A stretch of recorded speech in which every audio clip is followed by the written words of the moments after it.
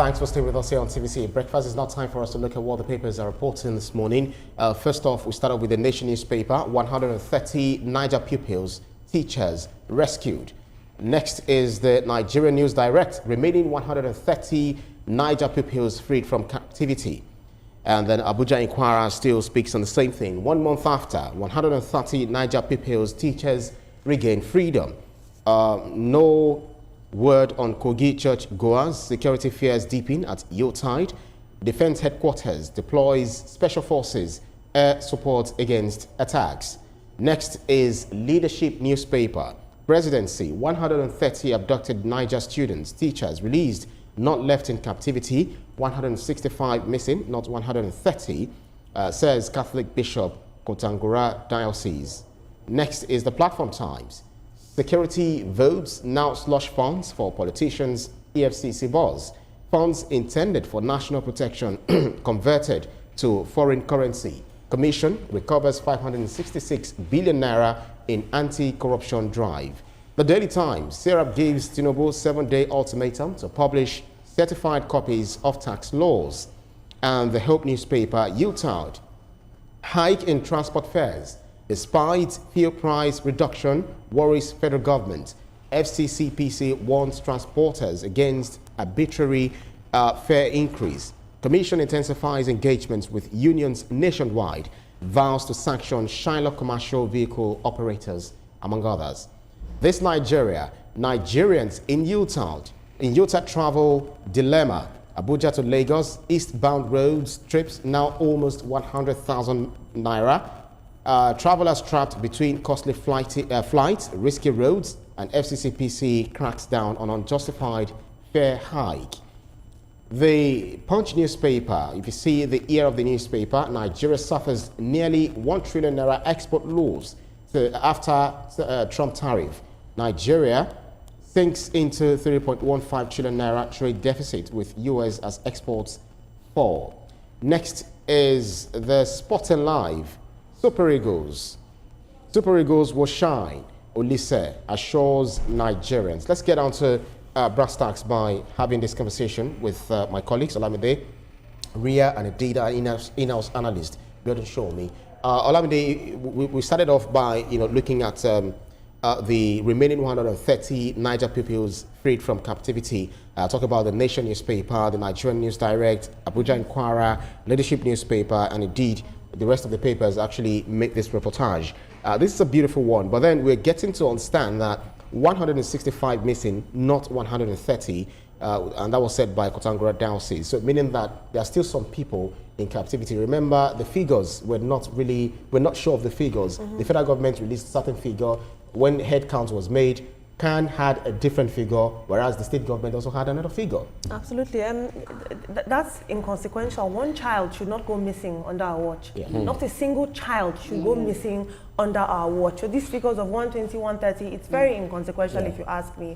And what is also troubling they're is not the fact, chickens, they're humans. Yes, they're human beings, and it makes me worry and wonder about the cost that the value that we place on human life in our country at the moment. I think the efforts by the federal government, we're seeing a faster response time, as we said earlier, as opposed to the Chibok girls. When we compare the response time of that time to now, we're seeing an improvement, and it means our security mechanisms are improving. However, something that is standing out to me is the lack of coordination between states. We're seeing in states like the attacks are spanning Niger, Kwara, Kebbi, and Nasarawa. This is a failure of coordination. It means that these terrorists are moving faster than our intelligence sharing systems, and it exposes weak points. How can we collaborate across state lines to make sure that these children are not getting kidnapped? That is the issue right now. And just to add to it, Olamide, I hate when they come out and say, oh, it's not 120, it's 2, it's 3, because whatever it is, a child is a child. And for me, I'm just going to drop this here. It's not about rescuing these children. Rescue is important, but preventing it is the most important thing to do. I spoke about trauma. We cannot deny the fact that yes, they're back home happy with their parents, but how do you expect the students to go to school again? How do you expect them to feel safe in school again? Now, when they're in school and they just hear a little noise, all their mind that this is happening. So we also need to think about the mental health of these children and make sure that this doesn't happen again. We love the fact that, we see that the government is paying a lot of attention. I feel like what happened in the Chibok time, right now cannot happen again because Nigerians will speak up. The president has been doing a lot, speaking about the fact that even change, service chiefs, just making sure that we get that security back in Nigeria. So for me, we celebrate the children, but I'm not totally celebrating that they're out. I want to celebrate that we have truly prevented this not to happen again. Right. Because I tell you what, if we do not prevent, this will keep happening, we'll keep freeing them. And what do? We are scarring our children, putting them in so much fear as they grow up. Yeah, Mr. Showomi, there is this investigation into the number of, the withdrawal of soldiers, at the time this happened. And then we have the Minister of Defense, the new Minister of Defense, who said that they were going to make investigations into why soldiers were withdrawn, even though the Defense Headquarters also denied that ever happened. But whatever it is, we need to get down to the root of the matter. Oh, absolutely. One thing which is very clear is that there was a foreknowledge of the security situation, that things would deteriorate, and that was properly communicated, if we are to believe the governor. And of course, along the line, steps were taken to protect the school. That's right. And somewhere along the line, somebody gave an instruction that the security officer should be withdrawn. Hours later, we had this kidnap. So somebody somewhere, sitting somewhere, actually took that decision. So we have to wait for the Defense Ministry to look into this issue and come out, with their findings. If eventually it was traced to one officer or the other, of course they'll be court-martialed.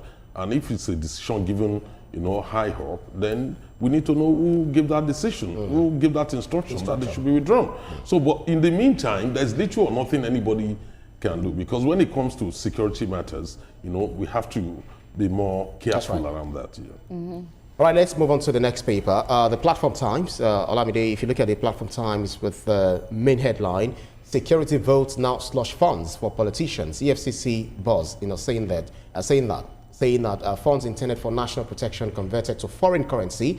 Commission recovers 566 billion naira in anti-corruption drive. This is seriously, it's something that we've always known. We've always, raised the alarm that some governors have been converting security vote because of lack of transparency. It's at their own discretion to decide how the money is spent without a legislative oversight. So this is expected. Let's put this into context. A lot of Nigerian citizens already fund their own security. They have their alarm systems, they have their personal police, they have their private security, and so these funds that are meant for public security consumption are now being diverted. What's even more troubling, Ibrahim, is that directly under that headline, somewhere on that paper, they talk about the children being rescued from captivity. So these children are spending weeks in captivity, whereas the adults who are supposed to spend money to protect them, they're diverting those funds. That is very, very worrisome, and that is the inherent Nigerian dilemma. They say that it is and how many attacks could that security, could that money have prevented? How much infrastructure could have been put in place to safeguard our schools? Mr. Showomi, like you spoke about, to put money into the Safe School Initiative to prevent such attacks. This is absolutely unacceptable. Take money from anywhere you want, but not security, and because lives are at stake. Ibrahim, you were saying that it's happening over and over again. And I say that when do we finally put a stop to it? Oftentimes we speak about it on this table. The governors, when do we now hold them accountability? When do we hold them by the neck at this point? Because I was reading a story and it says, I'm not going to mention the person, but they are probing a certain governor for 400 billion. No, it's out there in the news. You can actually mention it because that's the Amnabra 400 billion that was meant for security. 400 billion. And then you wonder, we keep blaming the federal government, but when you are being put in a place, what do you do? The other day I said it, when you are in a place of leadership, you will not be there for the rest of your life. What do you do with it? I feel like some of our politicians, when their conscience is not there anymore, because just like Olamide said, people are suffering from insecurity, and then you are now diverting the money, not even to Nigeria, diverting the money abroad that is not home for you. Nah. The EFCC boss actually argued that this corruption is the real elephant in the room, which exacerbate Nigeria's insecurity challenges, including banditry, insurgency, and extremism. And then he also said that there are about 18 of other governors that are under investigation as to how they utilized these security votes. So how do we resolve this problem of mismanaging security votes? Shouldn't we have security trust fund? I mean, a kind of board that will oversee how we utilize this money in all of the states. Former Governor Willie Obiano was the name that Ria was shying from, calling out. He's under investigation. You are not the because one it's so worrisome. 400 billion. The history of security vote can be traced to military rule. It's something we inherited from the military.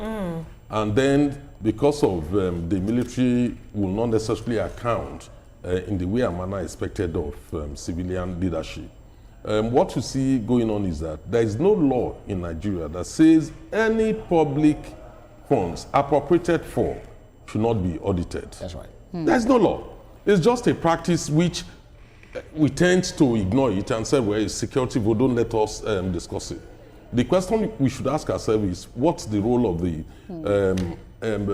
parliamentarians, the National Assembly, the state houses of assembly, That's right. the councillors, in carrying out oversight functions? Nobody says we should not account for any money. Once it's public money, it must be well accounted for. So what we've seen over the years is people have not been accounting for it. We tend to And they've look gotten the other used way to around, it. and people have gotten used to it, and that is why you see this problem going on. So there are states where you see huge amount of money allocated, for attributed to security votes.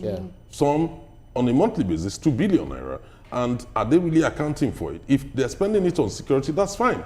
But then that does not preclude it from being audited or being accounted for. That's right. All right, then let's move on to the next newspaper, which is the Daily Times. Serap gives Tinubu 7-day ultimatum to publish certified copies of tax laws. And then one thing is that you voted for something at the Legislative Assembly, and then the next thing that was gazetted, is completely at variance with what we agreed upon.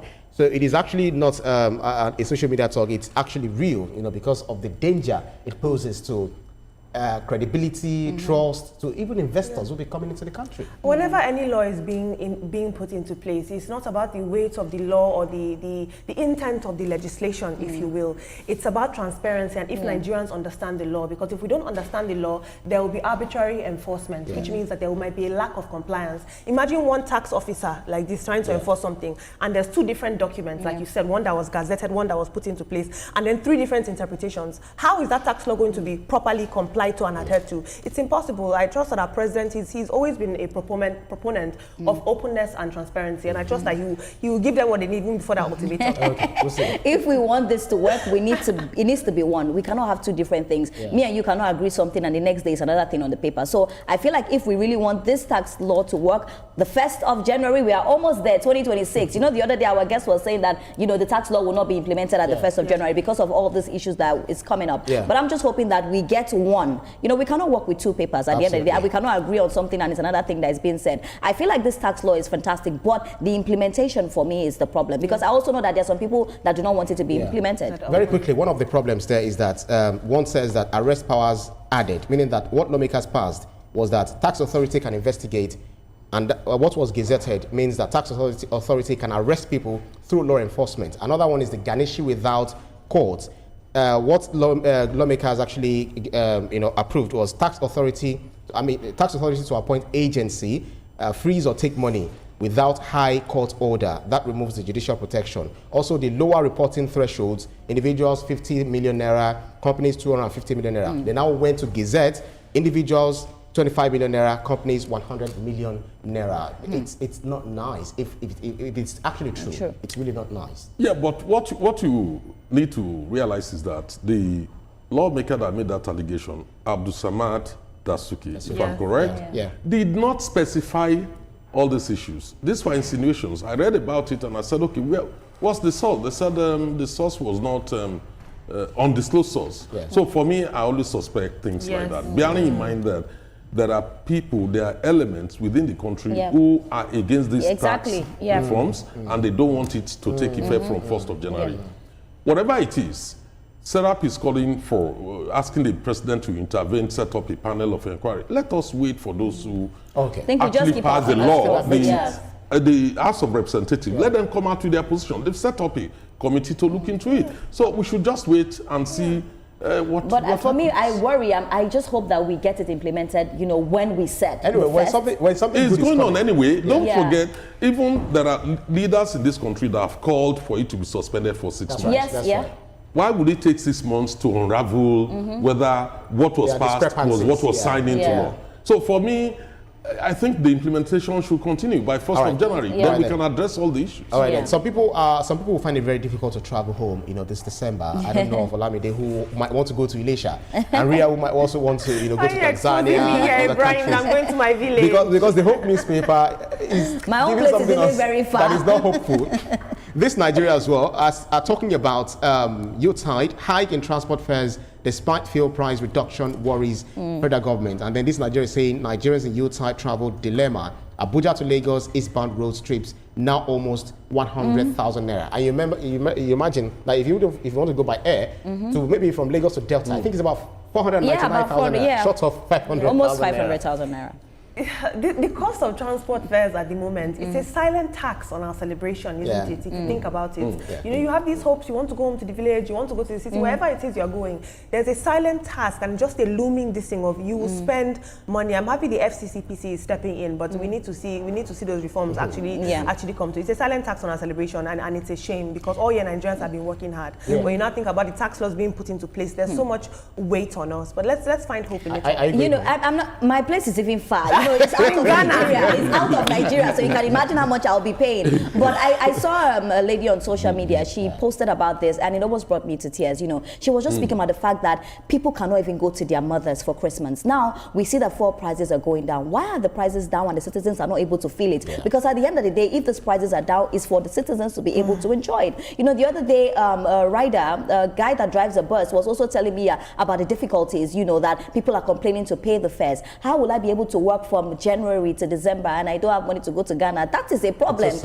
Now let's put Ghana aside. Let's even talk about the people that want to go to Abuja, Kwara. We all know what happens with the road. Now road is actually very expensive. Road is not as cheap as it used to be before. What you paid 30,000 naira before, now you're paying about 80, 90, almost 100, and also high risk again. You want to go by flight. Where are you supposed to get 1 million, 2 million from? So I feel like the problem is because of the insecurity happening on the road. It's all about safety at the end of the day, and some are also cashing in. That's the thing. People are actually cashing in on this. You only need to look back 2 years ago when many people chose not to travel. Even those who came from abroad could not go back to their places of origin. And does that mean that the security situation has actually improved with people not acknowledging it? Because suddenly we are now swarmed, everybody wants to go back home, and nobody is worried about whether they will get kidnapped one way or the other. For me, does that mean it has improved between then and now? Mr. Shomi, I think it's a case here of a lesser evil. I think we all have an intrinsic need to want to go home despite the risks. Don't you want to travel back home for Christmas? No, you can't say despite the risks. Let me land. I just want to say that I would swim the 7 seas if it meant seeing my mother. I want to, and then many Nigerians hold that same. I'll tell you something quickly. Don't you want to travel home too as well? If you've worked from January, he's actually a Lagos boy now. Okay, I'm from the center of the universe. No, but I just hope the fares go down. Right, Nigerians deserve to, that was an interesting answer. Honestly speaking, right. It could mean that people now, it could be about perception. They now feel maybe kidnapping has reduced. Which truly has. It has. That's the point I'm trying to make. If you look at 2 years ago, all the hotels in Lagos were swamped with people fully booked. But that's not the situation. You can't even go to some places in the southeast. The sit-at-home order, from on Mondays. And then now that Nnamdi Kanu has been incarcerated, it has actually reduced to a very bare minimum. So we just hope that the security situation, improves. And the prices go low, so I can go to Ghana. What happened to you guys? Broomstick, that broom and stick. The one that Harry Potter uses. Ghana, please. All right, then let's move on to the sporting life. Olise assures Nigerians Super Eagles will shine.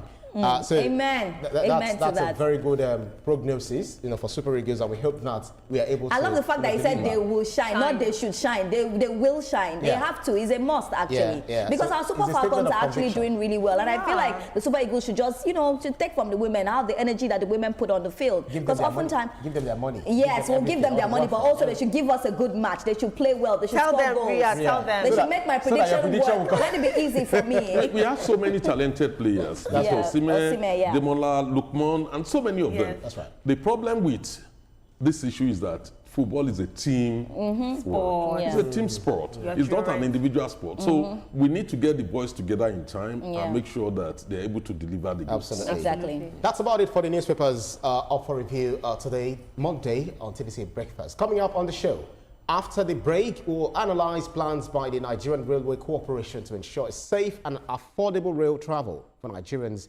during this festive period. Just stay with us. We'll be right back.